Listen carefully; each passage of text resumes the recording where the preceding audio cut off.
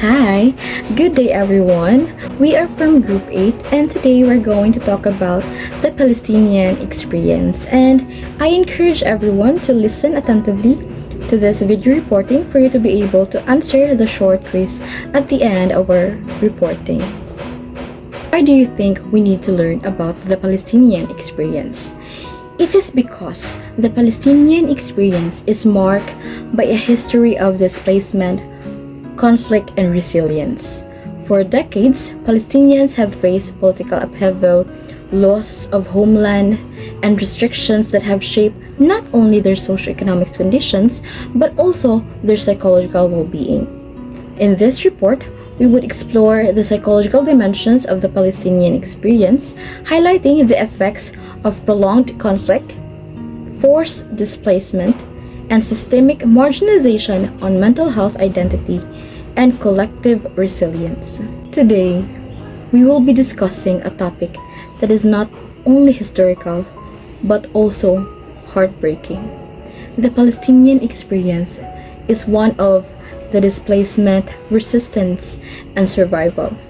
For 75 years, Palestinians have lived through war, occupation, and exile. What began in 1948 with the Nakba, or which means catastrophe, when hundreds of thousands of Palestinians were forced from their homes, has continued until today. So the conflict, unfortunately, is still happening up to this very moment. For the next slide, we will present you a video that just recently happened last March 2025. This is the state of the Palestinian people last March 2025. Grieving families kneel by the bodies of their loved ones. In the last few days alone, hundreds of Palestinians have been killed after Israel resumed airstrikes on Gaza, ending a 2-month ceasefire. According to the Hamas-run Gaza Health Ministry, many of the dead and injured are women and children. We are defenseless Palestinians. We call on the international institutions, the conscience of the world, and the news channels to send out our messages. We want a ceasefire. We want a ceasefire. The Israeli military says it only targets militants and blames civilian deaths on Hamas, accusing its fighters of being deeply embedded in residential areas. For Palestinian families, that means virtually nowhere in Gaza is safe, as Israel again issues evacuation orders in the north and the south and warns of an all-out ground and air offensive. After several weeks of relative peace, Gazans are again fleeing for their lives. I swear to God, we don't know. We don't know where we will go. All the areas are unsafe. There's not a single safe area. But since we were told to leave, we followed the orders, so we're leaving. Where will we go? As Israel ramps up its assault in Gaza, many fear that for Palestinian refugees, the worst is yet to come. For you to be able to understand what happened, I would introduce to you these topics. And let's answer these questions in our reporting. First is what happened, why it happened, where did it happen, and who are affected by this happening. Okay, before anything else, we would define what is Palestinian experience. Unsa gid ning Palestinian experience? The Palestinian experience encompasses a history of dispossession, statelessness, and resistance. Following the establishment of Israel in 1948, what happened? That was the Nakba. Over 700,000 Palestinians were displaced, leading to a protracted refugee crisis. Subsequent decades have seen military occupations, blockades, and intermittent conflicts, particularly in Gaza Strip and West Bank. This enduring struggle has shaped a collective identity marked by resilience and adversity. The Palestinian experience is shaped by a long history of being forced from their land. So it's very sad though na they were not able to have the freedom to live in their homeland, living without a country of their own and continuing to resist injustice. Makaingon dito nga, they're actually suffering up to this day because of injustice and not able to live freely sa lang homeland, which is very unfortunate to hear. Kay we know how hard to be in that state, diba? Okay, for the root causes of the conflict, first is the historical claims and displacement, which happened last 1948. Palestinians were made refugees as Jewish immigrants settled in what had been predominantly Arab land. Next is the territorial disputes. The conflict centers around who has the rightful claim to Jerusalem, the West Bank, and the Gaza Strip. So, ang kanipod nga panghitabo, actually tungod ra gyud gihapon ni sa pag-ilog gihapon sa mga teritoryo. O kinsa jud na tinuod nga nakaangkon ana, di ba? Actually, it's very familiar for us also sa ato ang kanang West Philippine Sea. So mao sa nahitabo dito sa Palestinian people. Next is the failed peace processes. So there have been multiple peace talks. For example, kadtong Oslo Accords and Camp David. They have collapsed due to disagreements over borders, refugee return rights, and the status of Jerusalem. Fourth root cause is the mutual non-recognition. Many Palestinian groups do not recognize Israel as a legitimate state. As what I've read also, the Israel also do not recognize Palestinian as a legitimate state. So, ang duha ka country between the Palestinian people and the people from the Israel, they do not recognize each other as a legitimate state. So, mao na nga kanang silang duha naka-cause jud pod og kanang conflict, naka-cause of issues between those countries, just because they do not recognize each other. For the fifth reason is the religious significance. Jerusalem is a sacred city for Jews, Muslims, and Christians. So one of the root causes of the Israel-Palestinian conflict is the religious significance of Jerusalem, because this city is considered holy by three major religions. So first is for Jews, the Jerusalem is the site of the ancient temple and Western Wall. For Muslims, it is the home to the Al-Aqsa Mosque. It is the third holiest site in Islam. So lastly, for Christians, Jerusalem is where many key events in the life of Jesus took place. Since these all three religions hold deep spiritual ties to the city, which is the Jerusalem, control over Jerusalem has become highly sensitive and emotional. So mao na nga ang the Palestine people and the Israelis kay gusto nga makakuha jud sa Jerusalem as their capital, because because this city hold dearly to these three major religions nga importante sila ha. So both Israelis and Palestinians claim it as their capital, which fuels tension, makes peace negotiations even more difficult. So, usa ang religion significance sa Jerusalem nga nakaingon nga nung there are a lot of peace agreements nga ni-fail. Lastly is the violence and retaliation.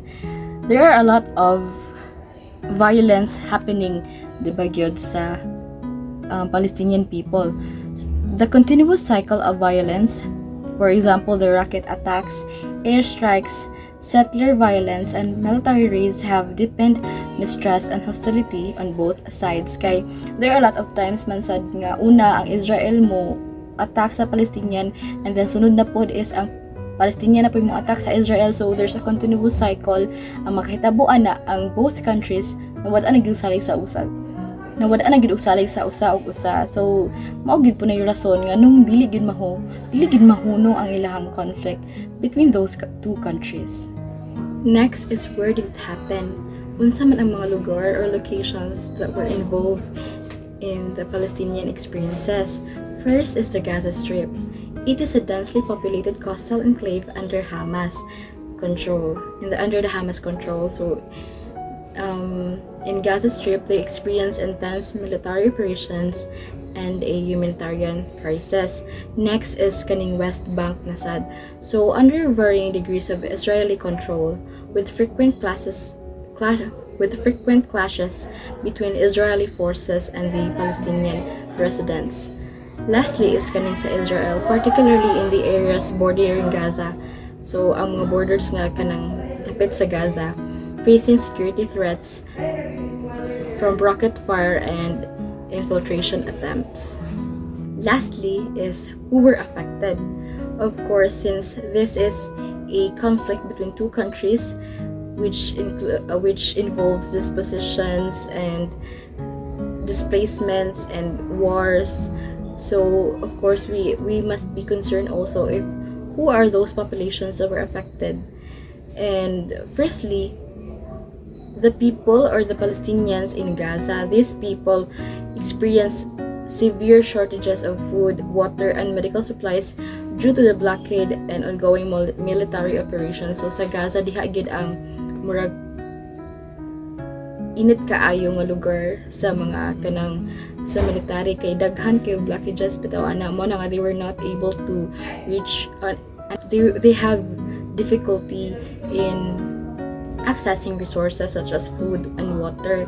Next population that were affected are the children. They experience high levels of trauma with reports of increased anxiety, depression, and PTSD. Unfortunately, wala gid boy takas ang mga bata ani since sa nahitabo sa Palestinian people, involved gid ang tanan, and kaning mga bata, di ba, they were clueless pa unsa nahitabo. Niya syempre dako jud kayong chance bitaw jud nga maka develop sila og psychological conditions, kay sa makit-an nila nga halos everyday na ay war, na ay mga kanang missiles nga ipadala, and makakita sila. I've seen a video nga naray mga tao bitaw nga kanang nalatag sa kalsada since, di ba, ongoing war manggod siya, naging mga matay, na mga casualties, and kaning sa mga buildings nga mag-collapse lang nga makita nila in their own eyes bitaw, like makita nila, which also can contribute sa ilahang PTSD, anxiety, and depression. And next are kanang the pregnant women. They face heightened risk due to malnutrition and inadequate medical care. So as what I've mentioned earlier sa tungtao sa Palestinians, they have this difficulty of accessing resources such as food and water, kay everywhere manggod ang conflict, everywhere ang war, and kadalingi ni muna ay mabata gera dito. So unfortunately, these pregnant women were not able to access medical care, kay kuan man kalingaw man jud tago, kay di ba survival, they have to survive their kay for them to be able to survive, kailangan po sila magtago, protect themselves, and while doing that na restrictan po sila sa pag-access sa mga basic needs nila. And also kana palang daang kanang gera dito, dako na kay na siyang kanang stressor bitaw nila nga maka-contribute gyud sa ilahang difficulties sa ilahang pregnancy. And lastly is the Israeli civilians. Of course, bisan pag ingon na to nga kanang dili raman gyud Palestinian people ra ang naapektuhan ani, since di ba sa usap pud sa root causes, di ba, tong ang duha ka countries is wala na trust sa isa't isa. So kani Israeli civilians, maapil man gyud sila if ever mobaws na pud ang Palestinian og kanang if ever mobaws na pud ang Palestinian og kanang launch of missiles, di ba, maigo man gyud sila. And unfortunately there will always be civilians nga ma-involved, especially ani nga situation nga ongoing war siya between the militaries and these two nations. And for the next part of this reporting, we will tackle about the historical context nga kani sila is mga situations nga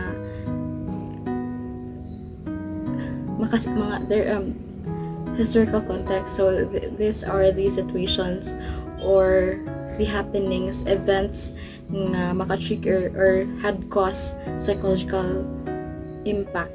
So this will be discussed by Miss Charlotte Deligos. We're going to talk about the historical context of the Palestine. First is the 1948 Nakba.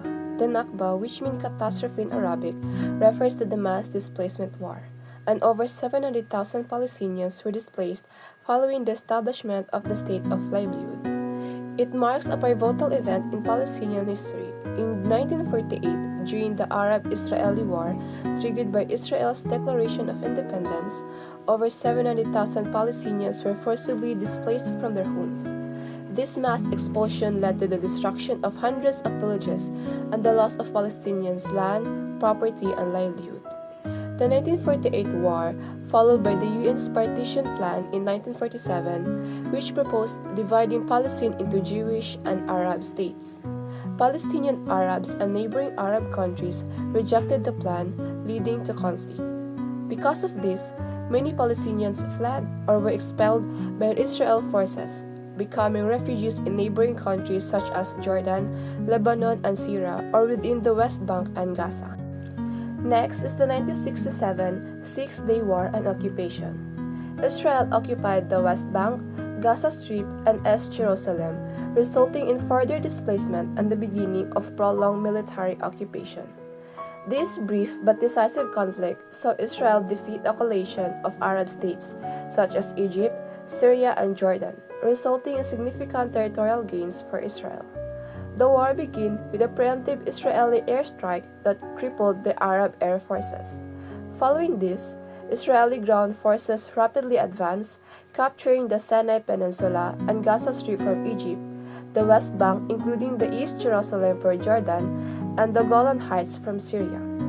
Next is the 1987 to 1994 First Intifada, a grassroots uprising against Israeli occupation marked by widespread protests and civil disobedience, leading to increased violence and psychological stress among Palestinians. First Intifada, which means rebel or uprising, was a Palestinian uprising against Israeli occupation of the West Bank and Gaza Strip, characterized by widespread civil disobedience and protest. It resulted in significant violence and caused immense psychological trauma for Palestinians.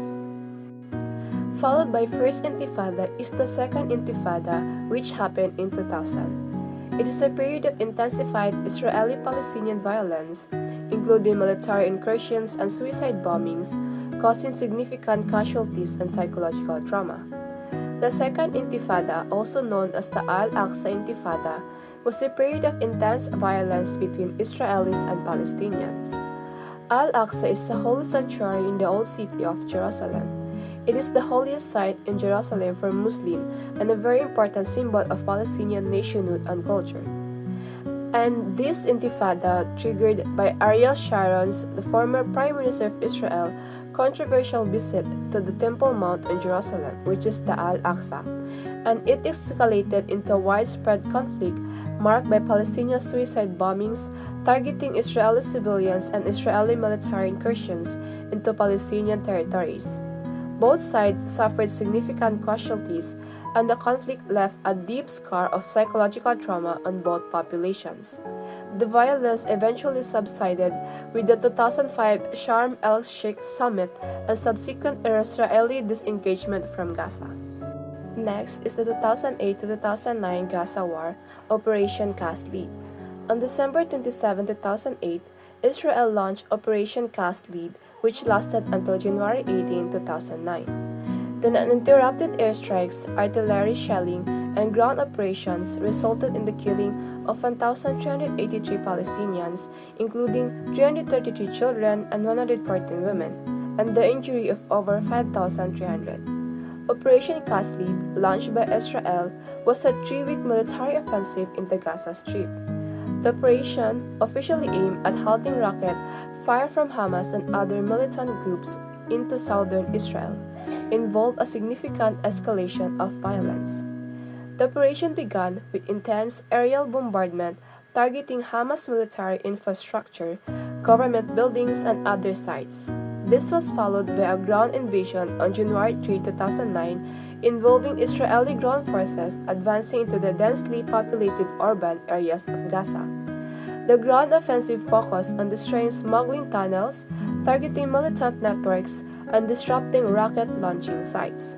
Throughout the operation, Palestinian militant groups continued to fire rockets into Israel. The conflict resulted in the high number of casualties. While the exact figure remains contested, a significant number of Palestinians were killed, including a substantial number of women and children. The infrastructure of Gaza was severely damaged, leading to a humanitarian crisis and widespread displacement. Israel has also suffered casualties, primarily military personnel. 2008 to 2009 Gaza War Operation Cast Lead. An Israeli military campaign in Gaza resulting in extensive destruction and loss of life, exacerbating mental health issues among the population. This war resulted in the extensive destruction and a large loss of life in people of Gaza. The high number of civilian casualties and the destruction of civilian infrastructure drew widespread international criticism. Beyond the immediate physical damage and the loss of life, the war had a devastating impact on the mental health of the Gazan population. The trauma of witnessing violence, experiencing displacement, and losing loved ones led to widespread and psychological distress, including PTSD or post-traumatic stress disorder, anxiety, and depression. The ongoing blockade and the lingering effect of the war continue to contribute to mental health challenges of the people in Gaza. Next is the 2014 Gaza War Operation Protective Edge, a 50-day conflict causing widespread devastation in Gaza, leading to increased cases of PTSD, especially among children. Operation Protective Edge, a 50-day military conflict between Israel and Hamas in the Gaza Strip, took place from July 8 to August 26, 2014. It was the third major military operation in Gaza in 7 years, resulting in widespread devastation and a significant loss of life. The cause of this conflict is the war stemmed from escalating tensions between Israel and Hamas, the de facto governing authority in Gaza. The immediate trigger was the abduction and murder of 3 Israeli teenagers in the West Bank, followed by the retaliatory killing of a Palestinian teenager in East Jerusalem. This sparked a surge in the rocket fire from Gaza into Israel, prompting Israel's military response. Because of this war, it causes widespread devastation for the people in Gaza and resulted to the increased cases of PTSD and other psychological distress. Next is 2018 to 2019 Great March of Return.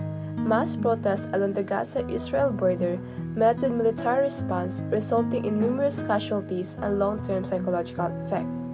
This Great March of Return starts from March 30, 2018 to December 2019, and it is a weekly protest located along the Gaza-Israel border.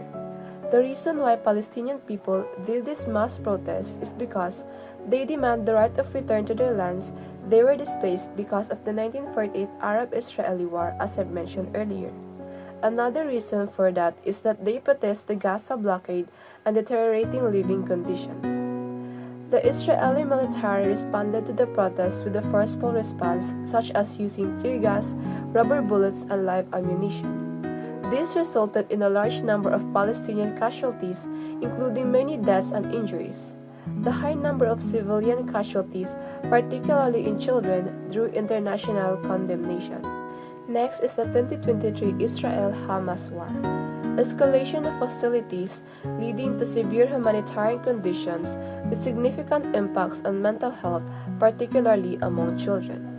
The 2023 Israel-Hamas War begins on October 7, 2023, represents a significant escalation of the long-standing Israeli-Palestinian conflict. It started with a surprise attack by Hamas on Israel involving a rocket fire and ground incursions, followed by a massive Israeli military response in Gaza. March 19, 2025, Israel kills at least 60 as central Gaza strike rise. Protesters across Israel accuse Netanyahu of sacrificing the remaining captives by resuming the war rather than advancing to the second stage of negotiation with Hamas. On March 19, 2025, Israeli airstrike in central Gaza killed at least 60 Palestinians. This occurred amidst an ongoing conflict and raised strong reactions within Israel. Many Israeli protesters accused Prime Minister Benjamin Netanyahu for jeopardizing the lives of the remaining Israeli hostages being captive by the Hamas. The strike took place during a prolonged conflict between Israel and Hamas, which began in October 2023. The conflict involved intense fighting, significant casualties on both sides, and a hostage crisis with Israelis held captive in Gaza. Negotiations with the ceasefire and hostage release were underway. The medical workers and humanitarian groups described horrific scenes in Gaza, where under-resourced hospitals were flooded with casualties and families searched for loved ones buried under the rubble. The sheer number of casualties overwhelmed Gaza's under-resourced hospital. Medical facilities, already struggling with limited supplies and capacity due to years of conflict and blockade, were flooded with injured and diseased individuals. The doctors and nurses faced impossible choices, struggling to provide adequate care to the influx of patients. The Houthi rebel group in Yemen announced that they fired 2 ballistic missiles at Israel in retaliation for the resumption of bombing in Gaza, defying warnings from the U.S. after a series of U.S. strikes in Yemen after the weekend. The escalation of the Israeli-Palestinian conflict led to significant development in the Yemen conflict. Following increased Israeli airstrike in Gaza, resulting in at least 60 Palestinian deaths, the Houthi rebel group in Yemen launched 2 ballistic missiles at Israel. The Houthi missile attack represents a complex interplay of regional conflicts. It underscores the interconnectedness of regional tensions and the potential for seemingly disparate conflict to escalate rapidly. The Houthis' actions highlight their support to the Palestinian cause and their willingness to challenge both Israel and the U.S. This image is from the AlJazeera.com and it shows the catastrophic toll of the Israeli-Palestinian conflict in Gaza. There are at least 404 Palestinians that were killed and 562 injured in the latest attacks on March 18, 2025, adding to the already staggering death toll of at least 46,913, including 17,492 children and over 11,160 missing since October 7, 2023. Even during a 2-month ceasefire from January 19 to March 17, 170 more Palestinians lost their lives. A map shows the widespread nature of the attack across Gaza's major cities. The data source from the Palestinian Ministry of Health and Gaza Media Office underscores the ongoing humanitarian crisis and the devastating impact on civilians. Psychological impact of conflict and trauma. Constant exposure to conflict and violence has a deeply damaging effect on mental health, particularly among children and families living in war zones. In these environments, individuals are not just experiencing isolated incidents of trauma, they are living in a continuous state of fear, loss, and uncertainty. This prolonged exposure significantly increases the risk of developing post-traumatic stress disorder or PTSD characterized by flashbacks, emotional numbness, and hypervigilance. Alongside PTSD, anxiety and depression are highly prevalent, leading to persistent feelings of sadness, fear, hopelessness, and emotional exhaustion. Children in particular are extremely vulnerable. Their brains and emotional coping systems are still developing, making it harder for them to process and manage trauma. Many experience sleep disturbances, including frequent nightmares, night terrors, and difficulty falling or staying asleep. These problems often stem from fear of recurrence or experiencing traumatic events during sleep. Additionally, children who have witnessed violence such as home demolitions, military raids, or the loss of family members often display regressive behaviors, such as bedwetting or clinging to caregivers, as well as signs of social withdrawal. Others may express their distress outwardly through aggression, tantrums, or explosive behavior. especially when they feel unsafe or helpless. When parental figures are also traumatized or absent, whether emotionally or physically, children lose a key source of security and emotional dependency. The lack of a stable, comforting adult presence can worsen their psychological symptoms and delay emotional recovery. Overall, the psychological impact of living in a conflict zone is both severe and long-term, often affecting not only emotional health but also a child's ability to learn, build relationships, and grow into a healthy adult. Without proper mental health support and a return to safety, these effects can persist well into adulthood. This table shows the serious emotional and psychological effect that Palestinian children face when their homes are demolished. Children whose homes were destroyed or the lost group experience much higher levels of distress than those who only witnessed demolitions or were not exposed at all. The most common and severe symptoms in the lost group includes strong dread of the army, trouble concentrating, constant weeping, and nightmares or night terrors. These children also showed many signs of trauma, such as constantly feeling irritated, reliving the traumatic experience, and having trouble sleeping. Even children who only saw demolitions happen to others showed more emotional problems than those in the control group, especially in being overly clingy and being easily angered or explosive. Most of these differences are statistically very strong, meaning it is highly likely that the trauma of those home demolitions is causing these effects. This data clearly shows that losing a home due to demolition deeply harms children's mental and emotional well-being. It leads to fear, sadness, anxiety, and behavior changes that can It leads to fear, sadness, anxiety, and behavior changes that can affect their development and everyday life.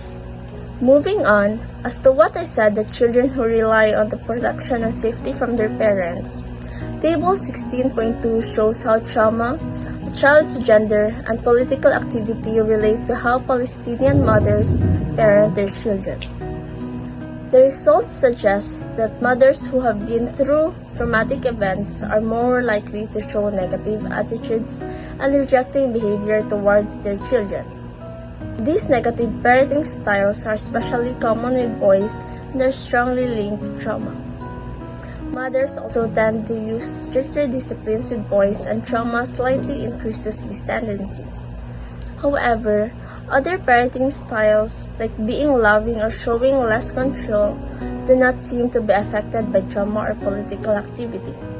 In summary, trauma seems to push some mothers toward being more critical, strict, or rejecting, especially with their sons. This shows how living in a conflict zone or in a war zone can affect how parents relate to their children and highlights the need for emotional and psychological support for families. And in Table 16.3, it shows how trauma, a child's gender, and political activity affect the way Palestinian fathers parent their children.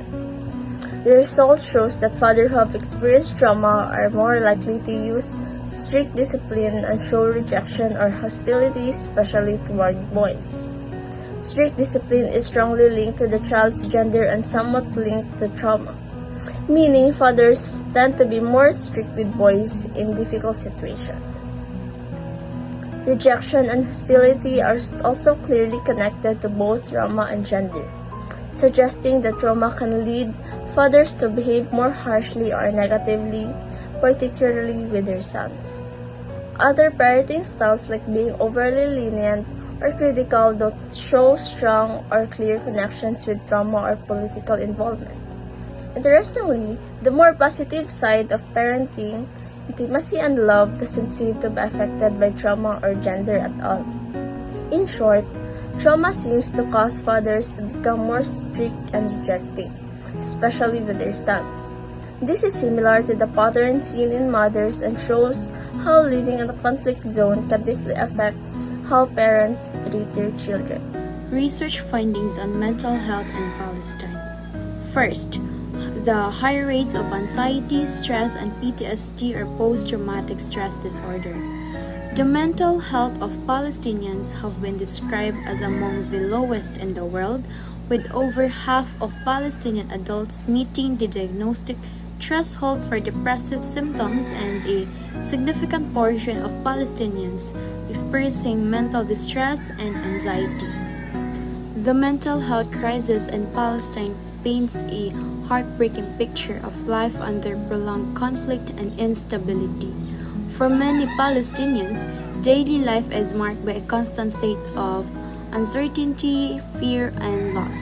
Studies reveal that more than half of Palestinian adults show symptoms of depression, and many suffer from anxiety, stress, and PTSD.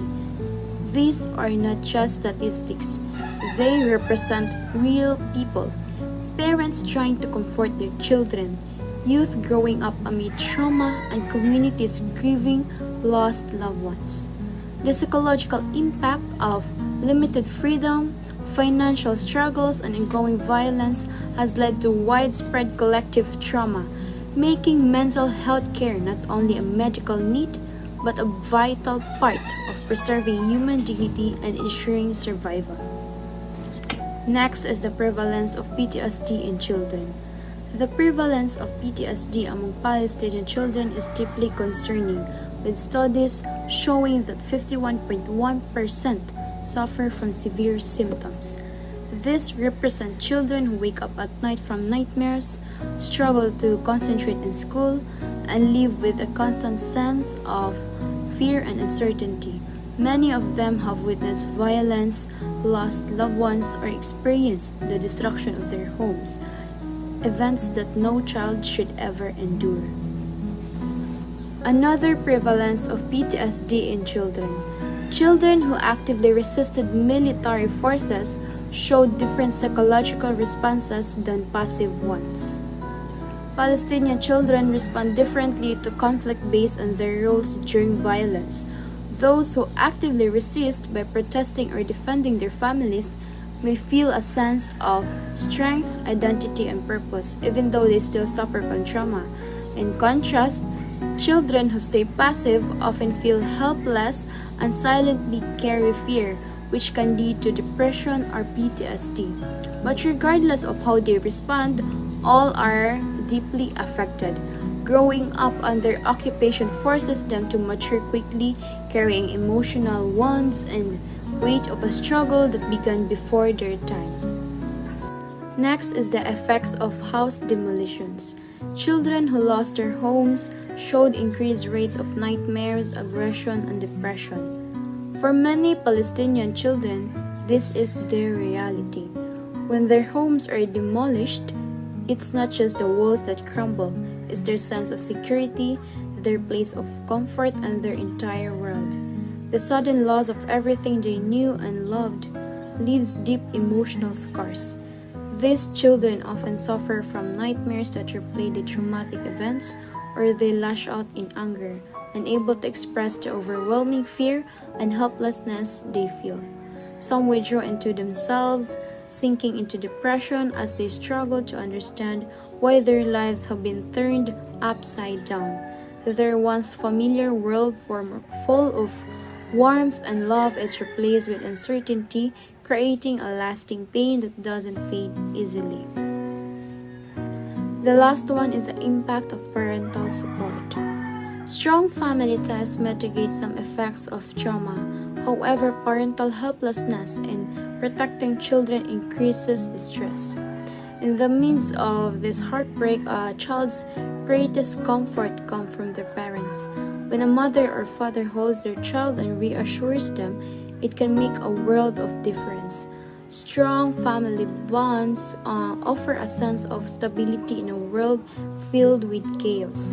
But when parents feel helpless, unable to protect their children from the violence or give them a sense of safety, it can be even harder for the child to cope. A child looks to their parents for guidance, for a sense of safety, and when they see their parents struggle with their own pain and fear, it only adds to their distress. The next slide is about coping mechanisms and resilience. Under the social and cultural resilience is the extended family and tribal support. In Palestinian culture, family means everything. When one person is hurt or struggling, the whole family steps in to help. The strong sense of togetherness through grandparents, aunts, uncles, cousins, and even the wider community gives emotional support and helps people feel less alone. Families share their pain but also their strength, making it easier to survive difficult times. The second one is the political involvement as a means of coping. For many Palestinians, being politically active, joining protests, speaking out, or even just learning about their rights is a way to cope with the pain of occupation. It gives them a sense of purpose and control in a situation where so much is out of their hands. Taking action becomes a way to turn suffering into strength and to feel like they're part of something bigger. And the third one is the religious beliefs and martyrdom narratives as coping strategies. Faith plays a big role in helping Palestinians deal with trauma. Many find comfort in prayer, believing that God is with them through pain. Some also find strength in stories of sacrifice and martyrdom, where suffering is seen as honorable and meaningful. This belief helps them make sense of their hardships and gives them hope that their pain is not for nothing. Next one is the community mental health efforts.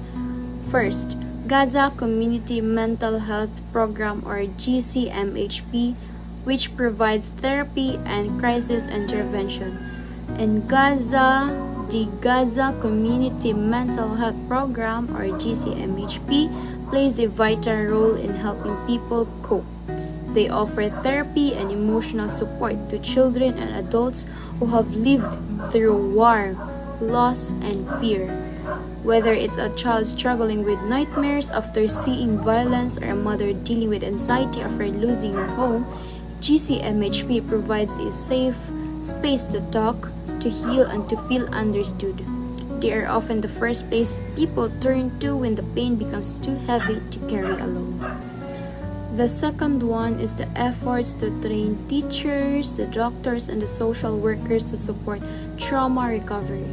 It is important to train them because mental health services is limited, and the community needs to step in to help. A teacher, for example, might notice a student is quiet or angry after a bombing, and now they know how to talk to the child in a comforting way. The next slide is about the long-term consequences and challenges. First is the intergenerational trauma. The psychological scars of conflict are passed down to future generations. For many Palestinian families, the pain of losing home, loved ones, or safety doesn't end with one generation. Even children who were born after the event still carry the emotional weight. They grow up hearing stories of fear and suffering, and this shapes how they see the world, often making them anxious, angry, or afraid. The second one is the social and political radicalization.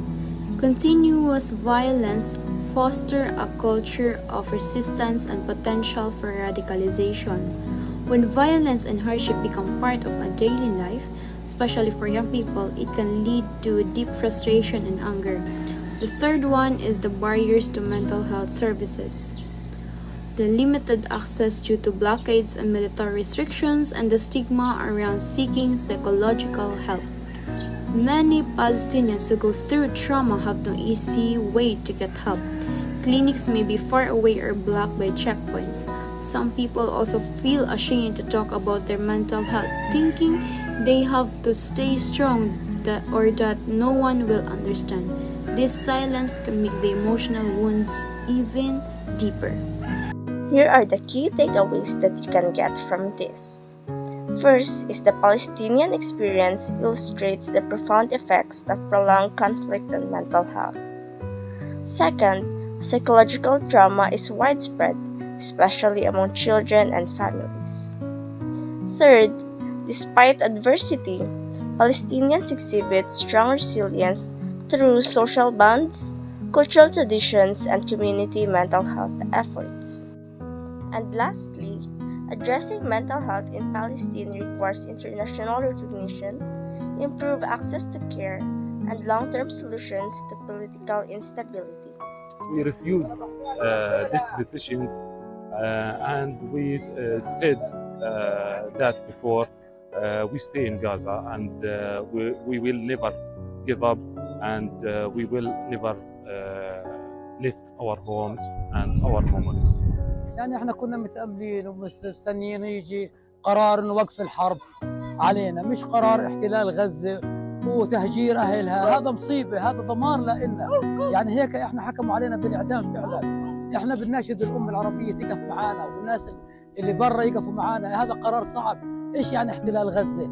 ايش معنى تهجير اهلها؟ يعني what he did to Rafah, he occupied it totally, destroyed and demolished all the homes, killing any sign that refers to a Palestinian existing. And I think that, and in my point of view, he's going to do the same to all the cities here in Gaza Strip. I do blame Israel, I do blame America, and I do blame Hamas because they don't care about people here. Every day there's tens and tons of people killing for no reason, and there is no goals accomplished. I think that this war should stop at any cost.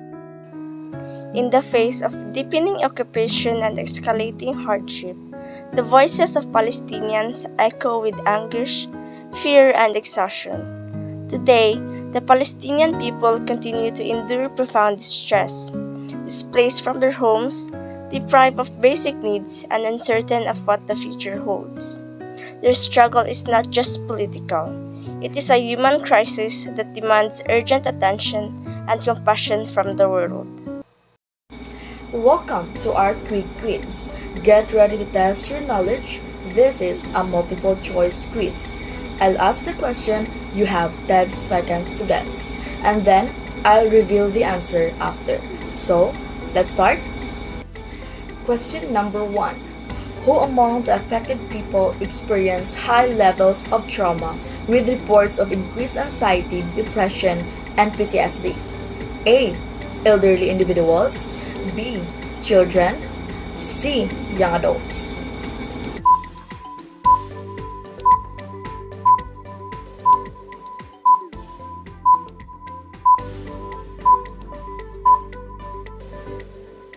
The answer is B. Children. Question number 2. The Arabic word for catastrophe referring to mass displacement at war is A. Haram, B. Nakba, or C. Sahara.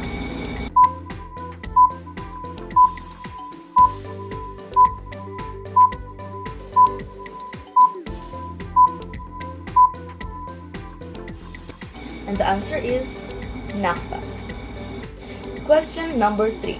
What mental health disorder affects over half of Palestinian children according to research findings? A. Generalized anxiety disorder.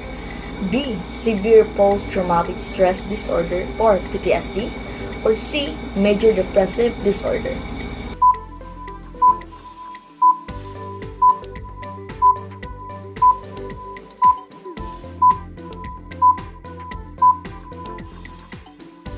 And the answer is B. Severe post-traumatic stress disorder or PTSD. Last question. A major cause of the conflict forcing Palestinians to become refugees as Jewish people settled in mostly Arab areas is A. Political disagreements, B. Historical claims and displacement, or C. Economic competition.